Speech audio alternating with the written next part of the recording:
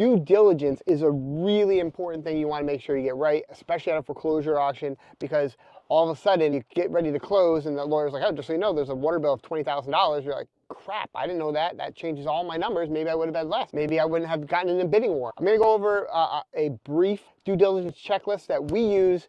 Now, every state might be a little different. You know, you're going to want to take this as a guideline and then obviously add and tweak as you see fit for your state and your area. But this should get you on the right foot. As always, guys, you know, if this is helpful content, please do us a favor. Make sure to hit a thumbs up and maybe leave a comment of any questions or just saying, hey, guys, we love you. Because it does help the algorithm say that this is great content. And if you haven't yet, make sure you subscribe because we're coming out with new videos all the time about foreclosure auctions. This is the Foreclosure Auction Masters channel from Two Guys Take on Real Estate.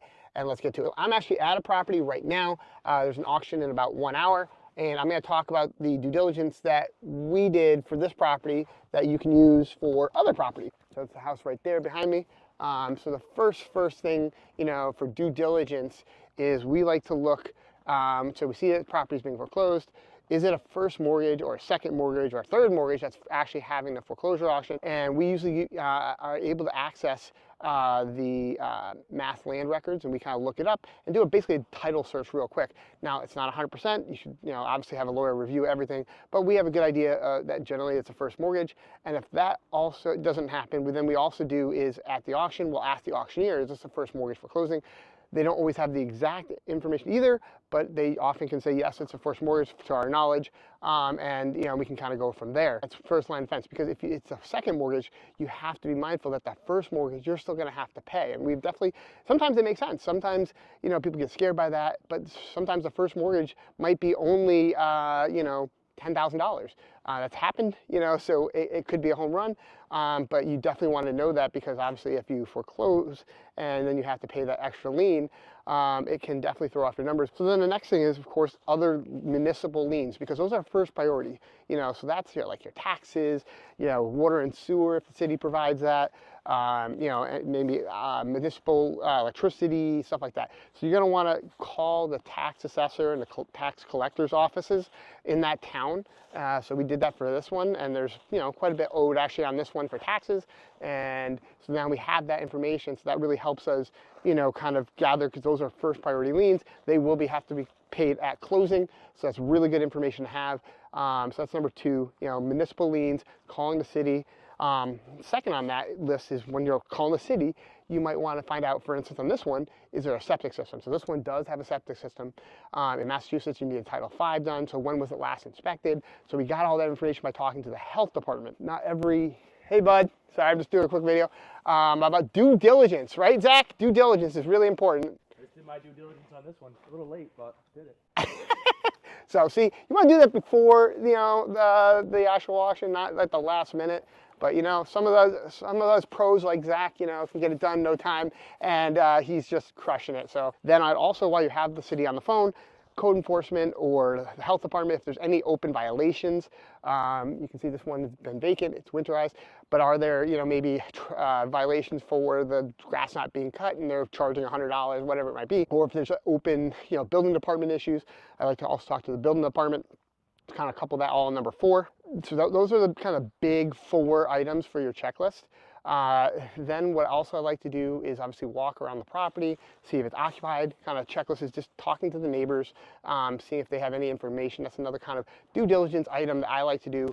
You know, like the neighbor over here, talking to him if, you know, obviously it's vacant, but if there's anything outstanding, stuff like that is really good to kind of get, so you can know, you know, a little bit. You know, often neighbors have good insights into the property and what was going on, if there was a flood or leak or whatever, because often you don't get inside access, and so having this, you know, can really change, you know, your understanding. I'll walk up here, check inside, and kind of getting a better idea of really what is transpiring at the property or transpired recently about the property. So those are kind of the top due diligence items. Now every state's going to be a little different, and you know, you're going to want to talk to your lawyers, talk to everyone, and kind of refine this list. But this is a good starter checklist for anyone looking to get into foreclosure auctions, and you know, kind of having a better idea of making sure they don't miss any due diligence items. Once again, you can also check for open permits, like if you see like a new roof or something like that, or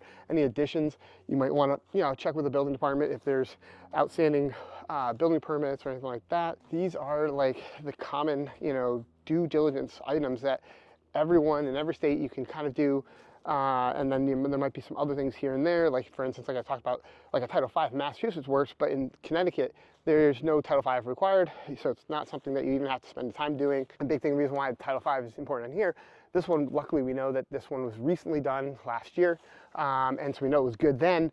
But if not, you know, you could, you know, they'll often tell you that, you know, it needs a new D-box or, you know, the leach field shot or whatever it might be. So then you can factor those costs all into your rehab budget. And so that's why due diligence is really important. It's all those extra things that you find out.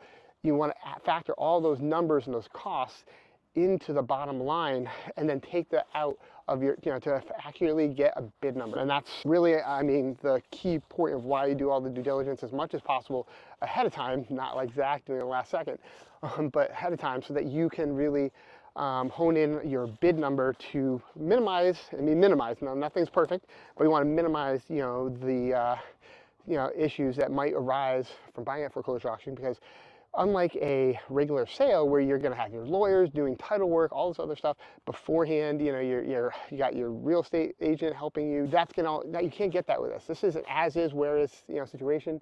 We don't get inside access. We're not getting, you know, a whole bunch of information like about lead paint. Oh, secret one right here. I want to add one more of that secret, you know, due diligence item that, oh my God, how could I forget that? This actually came up with us. All right, so secret one is, not secret, but especially in Massachusetts, is check the lead database. Now, multifamily, that's a no-brainer. You know, you want to check the lead database, of course. You got, you know, tenants in there and stuff like that. But if you have a single family that is occupied, that was built before 1978, you still want to check the lead database, because we made this mistake and we didn't think to, you know, it's occupied, owner occupied, who cares? And you've seen some of our videos, we talk about this a little bit on some of them, the lead house, get the lead out. But basically what happened was the owner did have a situation where their granddaughter got, unfortunately, lead poisoned. And when we took over, we also took over that case. Now we were the new owners. They came after us to handle and correct all those violations. That probably cost us about $30,000. We had to put the people in housing. We had to de-lead everything. You know, it cost so much money and time, not to mention arguing with the state about it and trying to figure it all out.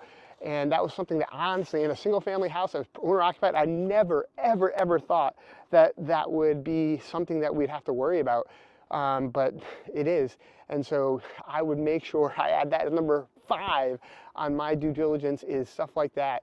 You can also check, you know, DEP's website, stuff like that, for, you know, oil issues or something like that. But I mean, if you see underground oil tanks, but the big one is lead, especially in Massachusetts. So that is I guess the secret one I'll add. And I hope this was helpful. Hope you guys, you know, get your first auction and it's a success. And we wish you all the best. And I hope you see you guys on the next video. Thanks a lot.